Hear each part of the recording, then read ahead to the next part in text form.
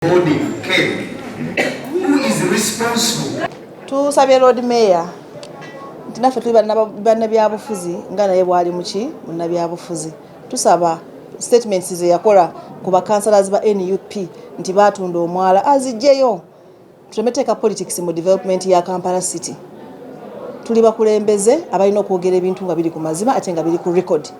Era ne tusaba bwe kibala nga kiri mu record muno omuntu yenna akikole ki akireete gobererwa nga KCCA ayina naye amateeka agagifuga mu by'okuzimba. Waliwo Physical Planning Act, waliwo Building Control Act eriwo, waliwo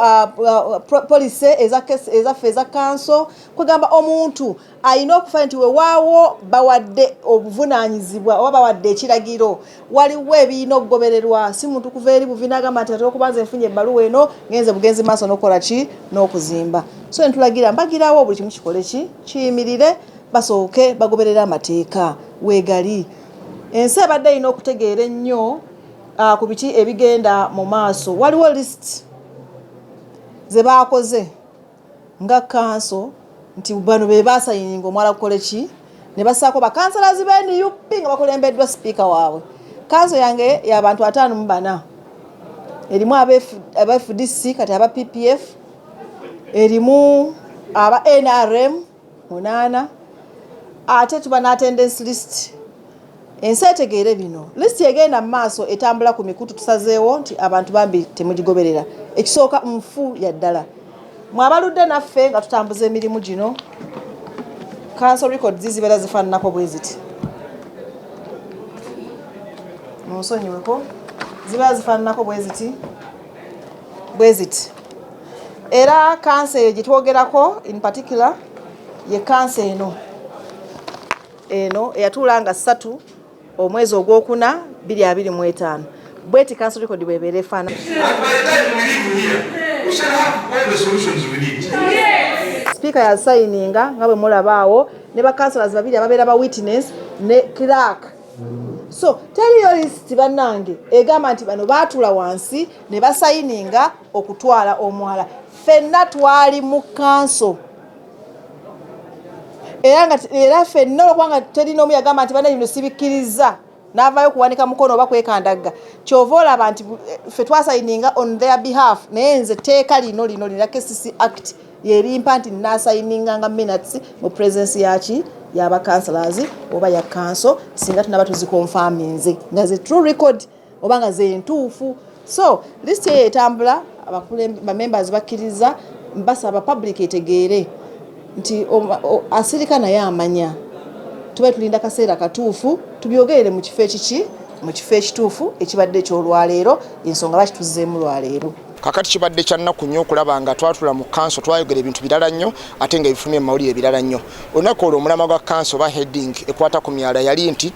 amataba gasusse mu Kampala n'emyala gisusse okubanga mingi nnyo gyanjadde gitta abantu abamu bayiwamu kasasiro buli bwe myala egibawa. Nze wange gye nkiikira Makinde East waliwo nakiva atuukayo nayo ayita saidi zeyo mu Kasanvu Namuwongo waliwo ne Kansanga Channel wonna wenkiikirira naye buli enkuba bwetonya emyala egyo gyanjala ne gikola ki ne gibikka abantu ne giyingira mu mayumba g'abantu. Kati twebuuza ffe nga bakansalas ba police makers kuba mulimu gaffe omukulu kuba ba police makers tukoze ki okutereeza ekizibu ekyo. Tusaba bannaffe abava mu SEC ekulembera Lord Mayor batuleetere report gye baleeta actually yeetolola ku mwala gwe bayita Jugula oguli mu Owino teyagenda wide nga bwe twali tulowooza nti ejja kukoonako wange Makinde tukozeyo tutya egende Rubaga tukoze tutya egende Nakawa tukoze tutya. So ffe twasalawo nga ffe ne tugamba mumanyi tetujja kumala kisanja batugambe NUP ekisanja kyammwe kyalimu amataba mangi gatta abantu tugamba twagala mitigation. Ebimu ku bye twasalawo bye bino ebisinga obukulu ekinnenyamiza ebitoogerwako waliwo ssente za GKMA ezava mu World Bank obukadde 18 obwa dola bali bwatebwa mu Ministry of Kampala. Nze mwenyini Kamakooge yanze nakireeta ne mu council tugamba ssente ezo muzikwate muzidiverting muzikomyewo zisasule abantu zirira abantu abaliraanye emyala kesi esobole ogizimba. Nitugamba government buli we tusaba ssente z'okuzimba emyala mutugaa tewali ssente mugiyita non-funded priority. Twali priority nga teriiko ssente wemba nga ssente ziganye nga zibuze olwaba donors okukendera ne government ogamba nti terina ssente then mukere ku makya munoonye ba investors muyite mu process due process waliwo PPDA Act egamba engeri gye balanga ekintu kye banakola private public partnership waliwo physical planning act eyogera bulungi abakugu balina kuyita muki ogenda okwasataininga then ezo permit ezigaba omuntu nti genda ozimba omwala in fact sanira ku nyumba zina kugabibwa abantu babyakikugu nze nga kansala sibanko engineer. First of all, ne mathematics samukola bulungi ku ssomero sikirizibwa neddakiika n'emu kusonga nti kwata gunde genda ozimbe ku mwala kwate biri mu mandate yange eyo mandate y'abantu balala nnyo kyova olaba ekyatuyamba waliwo ate gundi directive eyajja naye tugivumira directive eyava president nti etteeka ligamba nti bw'awa directive agattako statement egamba goberera obukwakulizo bonna kati obukwakulizo bwalina okugoberera omuntu yenna mu kampani nekuba kuzimba nnyumbayo eri personal obukwakulizo obwo ababulondoola executive director so kyova nasomye emirimu kansala gyakola ne bakansalas gye bakola emirimu gyaffe gyanjawulo nnyo tegiri mugamba muntu nti genda ozimbe wano tegubangamuko era naye bw'obeereyo kati okulabula bw'osanga kansala yenna nga ze mu kitundu kyo nagamba nkwadde permit ezimba mugobe emisinde oba mutwale ku poliisi kubanga takkirizibwa kukuwa permit. Erinnya Nakabugo Farida. Ebirowoozo byange ku kanso ya leero era tebyawukana. Tubadde tukakasa bye twateesa era nga tuvumirira ebyo Lord Mayor byagenda awa abantu ebyobulimba kirungi naye abaddemu ate ne mweyo kanso yalimu tannaleeta minutes yonna mu minutes zaffe temuli Lord Mayor walagira nti wano nakayana nabo zagamba nti nagamba kino kubanga naye aba ateesa naye nga nze mbuulira abantu nze saagala nnyo bintu byakuddaawo nga twogera nababuulira Lord Mayor ebyokubuzaabuza abantu nga bwakola ebyobufuzi byakalulu mpaka lwanaatuuka ku nomination day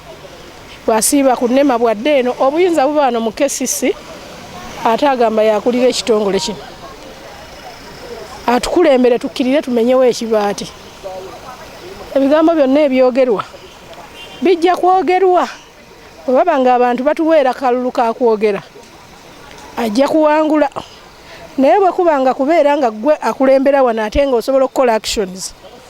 Lord Mayor ebyokwogera n'ogenda okwebuzaabuliza ku nnema abiveeko yennyini yakatwala ekiwandiiko ku nnema nga tuli naye nga tuwakanya nnema okumenya abantu mukimanyi bulungi fe abeerubaga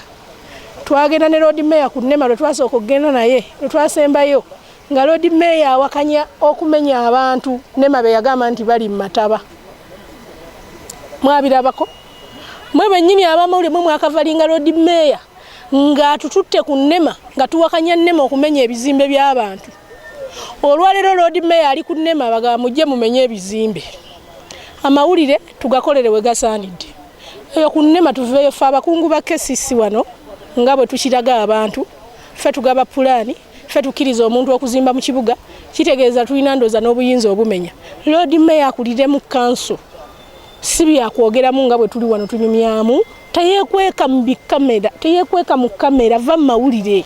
fe tuyita otukulemberemu nga bakansala tujja kujja otutwale tujjewo ekibaati ebyokwogera eyo gy'oli biveeko kulembera olugendo tukugoberere otulage buli kyoyagala tujjewo tukijjewo fe weetuliina akisoni ku poliisi agendeyo ebyo byakunyumyamu ku poliisi agendeyo basibe hamu kati bannange twalondebwa n'abatulonda balina okuba nga ddala bafolowinga ekigenda mu maaso kati ojja otya eno ga kansala nti genda okwate hamu omusibe gatufuukidde ddala baana bato agamba tugende tukwate hamu tumutwale ku poliisi ate yalagira ffe ajje tugende ffenna tukwate hamu